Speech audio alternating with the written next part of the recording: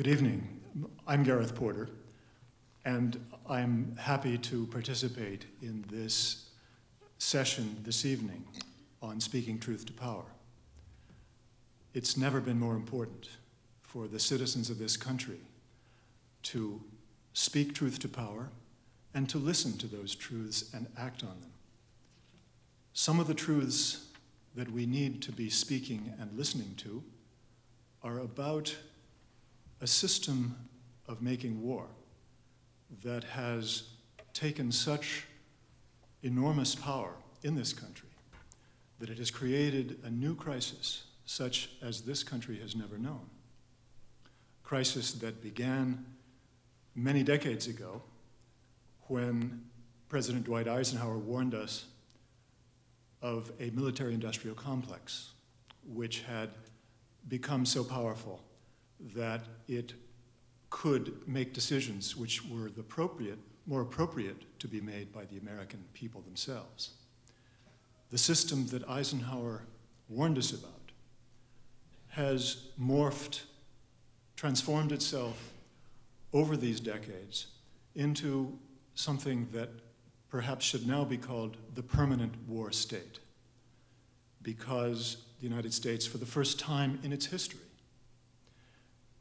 is fighting multiple wars, wars on several fronts, and wars which have no end point in sight, wars which are, for all intents and purposes, permanent in duration.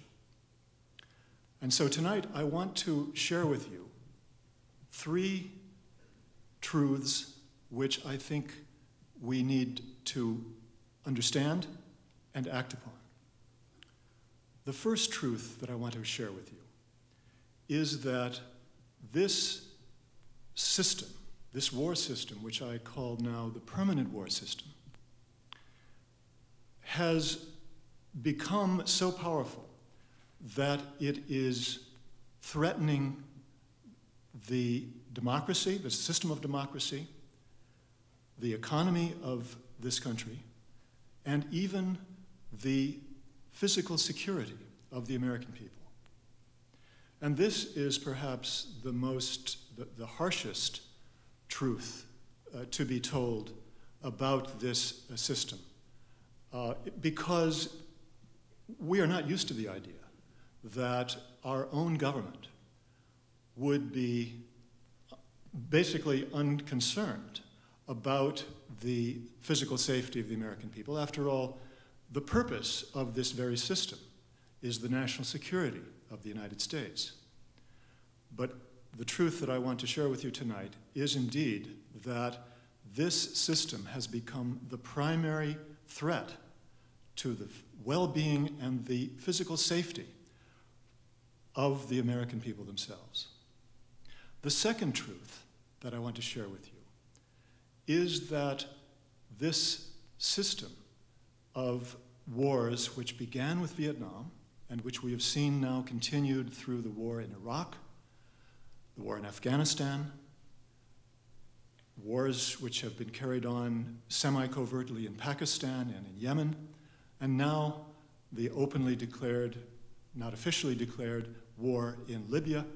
These wars have been waged by this system, this state within a state, not because of any real threat to the security of the United States, not even because of an exaggeration of a perception of threat, but because of the personal and institutional self-interest of the national security state itself, the Pentagon, the military services, the CIA, the State Department, and now Homeland Security as well.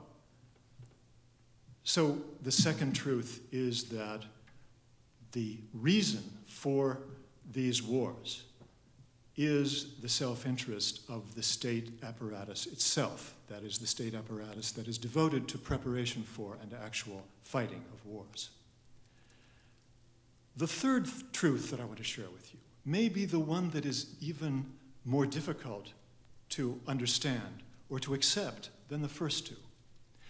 And that third truth is that despite the fact that this is the most powerful combination of interests that the world has ever known. That is the combination of the Pentagon, the military services, the CIA, the State Department, and of course the private enterprises that serve those bureaucratic interests. Despite the fact that they are the most powerful set of interests the world has ever known, nevertheless, this state within a state is very vulnerable. It can be stopped, it can be turned around, it can be stripped of the power that it has claimed in recent years.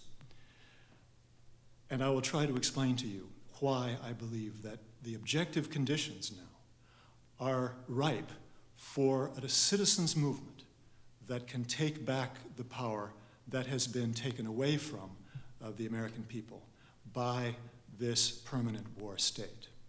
So let me begin with that first truth that I mentioned, which is that this permanent war state is the most dangerous threat to the physical safety of the American people, as well as the economic well-being and the democratic system of the United States that this country has seen, certainly since the War of 1812 when Washington, D.C. was burned, and perhaps even including that War of 1812. The reason I say this is that the policies that the permanent war state inevitably decides to pursue in every instance, in every country where the question of national security is posed, whether it's Iraq, Afghanistan, Vietnam, Yemen, Pakistan, or Libya, the answer is always the use of force, the intervention of the United States military into that country. Now, there's a pattern here. There's a pattern since the 1990s, which is that the interests of this set of institutions has been to increase the military presence of the United States throughout the Middle East, wherever and whenever possible. This began with Operation Desert Storm, which you all remember, in 1991. That was followed by the stationing of US troops in Saudi Arabia throughout the 1990s. Now, that was a very, very important turning point in US policy in the Middle East, because it became quickly apparent, it was quickly obvious to the US military, to the State Department, and to others in the executive branch that this was provoking a very strong reaction within Saudi Arabia. This was the reason that Osama bin Laden and Al-Qaeda became a major force in world politics. It was because of the stationing of American troops in Saudi Arabia. And it was certainly known by the mid-1990s that Osama bin Laden was threatening to carry out terrorist attacks against Americans and American interests.